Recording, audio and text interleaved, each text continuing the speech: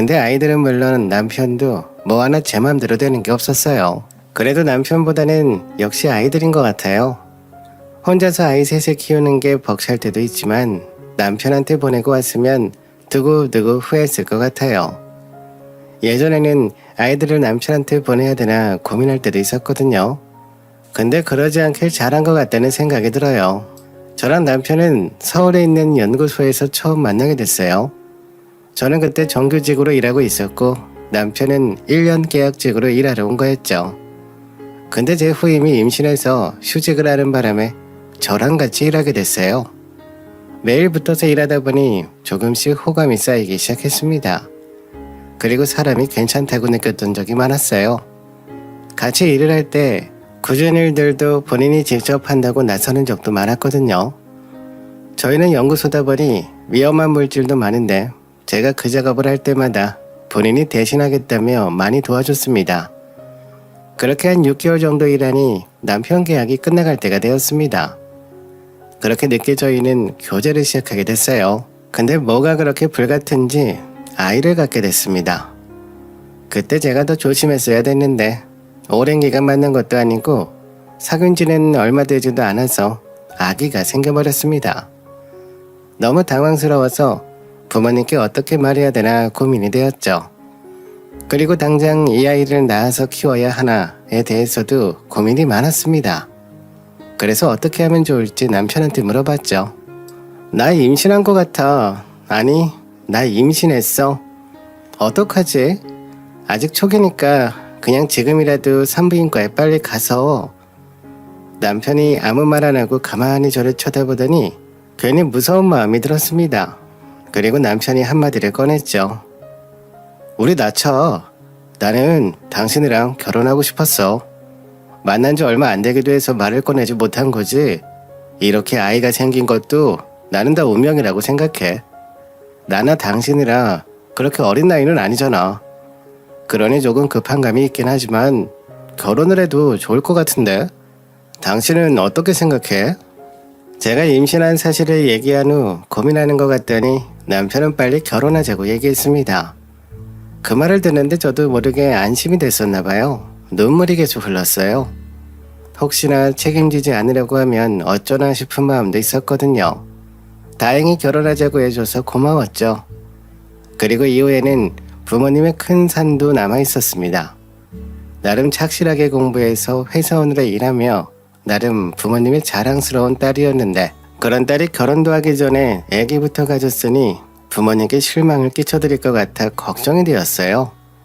그래서 부모님께 어떻게 말을 꺼내야 되나 걱정했었는데 남편이 어차피 결혼 허락을 받아야 하니 본인이랑 같이 가자고 했습니다. 저희 부모님은 그 사실을 아시고는 노발대발 하셨죠. 하지만 어쩌겠어요. 딸을 미혼모로 만들 수는 없잖아요.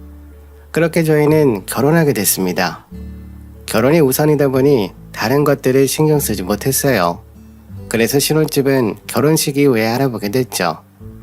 결혼하기 전에는 시어머니가 저희 친정에 잘 보이고 싶은 마음에 저한테도 잘해주시고 친정 부모님 의견이 맞다는 식으로 말씀하셨거든요. 그런데 화장실 들어가고 나오는 게 다르다더니 결혼을 하고 나니 시어머니 태도가 바뀌었습니다. 아무래도 이제 결혼했으니 본인이 더 이상 맞춰주지 않아도 된다고 생각하셨던 것 같아요. 그러던 도중 남편이 저희 회사에서 일하기로 한 계약이 끝나게 되었고 그러다 보니 새로운 회사를 알아봐야 됐죠. 그래서 내 회사도 그렇고 남편 회사도 움직이기 편한 지역으로 신혼집을 알아보게 됐습니다. 서울은 확실히 다양한 회사가 있긴 하지만 거주하기에는 물가는 물론 집값도 너무 비싸서 엄두가 안 나더라고요. 그래서 그나마 가까운 용인 혹은 수원 쪽으로 찾아보고 있었고요. 그런데 용인도 생각보다 가격대가 높아서 수원 쪽으로 마음을 기울고 있던 상황이었어요.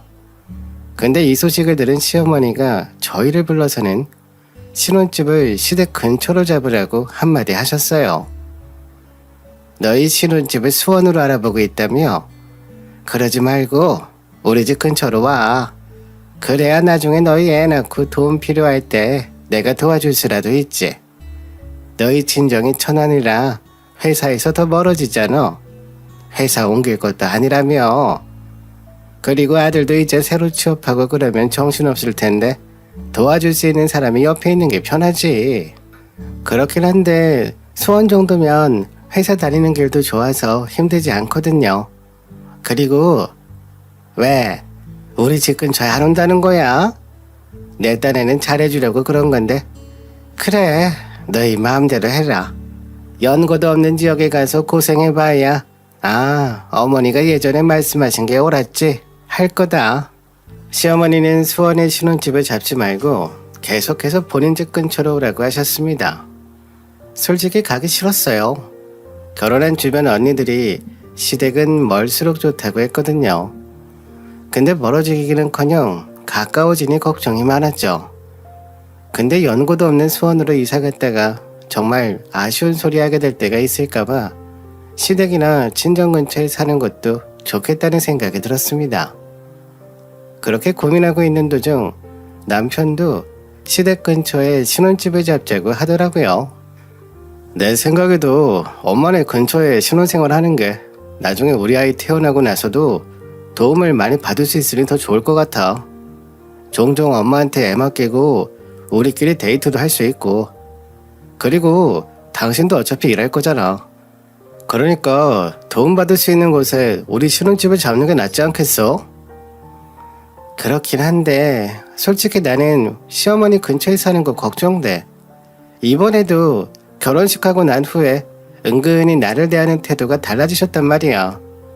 지금이야 우리가 가까이 살지 않아서 간섭을 못 하시는 걸 수도 있는데 가까이 살면 오히려 시어머니랑 사이 안 좋아질 수도 있잖아. 그리고 수원에서 우리 회사로 바로 가는 통근버스도 있는데 일산은 그런 거 없어서 내가 자차로 운전해서 다녀야 돼. 짧은 거리도 아니고 왕복 3시간 정도 걸릴 텐데. 당신이 어떤 부분을 걱정하는지는 알겠는데 괜히 엄마랑 사이 틀어져서 좋을 것도 없잖아. 우선 엄마 근처에서 신혼생활 하다가 정 안 맞으면 그때 수원으로 이사해도 되니까. 지금도 엄마가 얘기한 대로 안 한다고 해서 삐지셨어. 그렇게 신혼집을 알아보는 과정에도 조금 삐걱삐걱했습니다. 저는 아무래도 아이를 낳아야 되니 친정 근처로 가고 싶었거든요. 근데 남편도 신혼집 위치가 정확하게 정해지지가 않으니 계속해서 새로운 직장을 알아보기가 어려운 상황이었습니다. 그러니 시어머니가 저한테 따로 연락하셨어요. 아직도 신혼집 위치 못 정했니? 내가 이번에 너희 궁합도 볼 겸 아들 회사 때문에 걱정이 돼서 점이나 봐야겠다 해서 보러 다녀왔는데 너가 남편을 잡아먹는 상이라고 하더라. 우리의 복을 다 네가 가져간대. 이런 순환을 끊으려면 너가 시댁 근처에 살아야 한다더라. 그러니까 잔말 말고 우리 집 근처로 이사해. 너가 그걸 빨리 정해줘야 우리 아들도 그 근처에 회사를 알아봐서 들어가든지 할 거 아니야. 시어머니는 점을 보고 오셨다고 하면서 저한테 신혼집을 시댁 근처로 하라고 하셨습니다. 그래서 우선 살아보고 나중에 다시 이사하면 되겠지라는 생각에 시댁 근처로 신혼집을 계약하게 됐어요. 이 소식을 들은 친정엄마는 걱정이 많으셨죠. 시댁 근처로 가서 신혼생활하는 거 괜찮겠어? 엄마는 걱정된다. 너희 시어머니가 호락호락해 보이지도 않고 괜히 너 고생만 하는 거 아니야? 같이 사는 것도 아니고 뭐 어때? 그리고 괜히 엄마네 근처에 가서 친정에 애 맡겨서 엄마 고생시키는 것보단 나아. 시어머니가 애도 종종 봐주신다고 하셨으니까 걱정하지 않아도 돼. 엄마 딸 똑똑하잖아. 빨리 애기 낳고 복직해서 일해야지. 그래, 우리 딸 여태까지 잘해왔으니까 엄마는 믿어. 언제든 엄마 도움 필요하면 얘기하고. 몸은 요즘 어때? 뭐 먹고 싶은 거 있어? 엄마가 좀 만들어서 보내줄까? 시댁 근처에서 신혼집을 잡고 몇 달 회사를 다닌 후 출산 휴가를 했어요. 우려했던 것과는 다르게 시어머니가 저희 생활에 신경을 안 쓰시기도 했고 종종 반찬 같은 것들을 만들어서 보내주시다 보니 시댁 근처에 사는 것도 생각보다 괜찮다는 생각을 했습니다. 그리고 아이를 낳은 후 1년 정도 저희가 키운 후 저는 복직을 했어요. 복직 신청하고 승인받은 날 얼마나 기뻤는지 몰라요. 물론 내 아이도 너무 소중하고 가치 있는 시간이 감사했지만 너무 힘들었거든요. 차라리 일을 하고 싶을 정도였어요. 왜 복직하고 돌아온 선배들이 왜 그렇게 얼굴이 좋아 보였는지 알겠더라고요. 저도 아이만 키우다 보니 차라리 일하러 나가고 싶을 때가 한두 번이 아니었거든요. 혹시나 안 되면 어쩌나 걱정이 많았지만 다행히 어렵지 않게 복직이 승인됐습니다. 그렇게 복직이 확정된 후 시어머니께 아이를 봐달라고 말씀드렸죠. 아직 어린이집을 보내기에는 어릴 것 같다는 생각이 들었거든요. 그리고 남편도 그때 막 다른 회사를 입사했을 때라 여유가 없었어요. 시어머니가 애를 안 봐주시면 애가 어린이집에 8시에 갔다가 7시에 와야 될 판이었죠. 큰애도 아니고 갓 돌진한 애다 보니 더 걱정이 되어서 시어머니께 도움을 요청했습니다. 어머니, 저 이번에 복지 신청 됐어요. 한 달 뒤부터 출근해야 되거든요. 제가 회사 가서 적응 좀 하고 난 뒤에는 시간을 조절할 거예요. 그러면 조금 일찍 출근해서 일찍 퇴근할 거거든요. 그때까지만 좀 봐주세요. 제가 차로 1시간 반 정도를 운전해서 출근하다 보니 아이는 아침에 남편이 데려다주고 갈 거예요. 뭐? 나보고 돌진한 애를 하루 종일 키우라고? 그걸 내가 어떻게 하니? 요즘 어린이집 잘 돼 있다며 거기다 보내. 내가 손주 때문에 하루 종일 발이 묶여야겠어? 네? 예전에 아이 낳으면 봐주신다고 해서 저희가 어머니 근처로 이사 온 거잖아요. 갑자기 이러시면 어떡해요. 그리고 이제 막 돌진했는데 어떻게 어린이집에 하루 종일 맡겨요.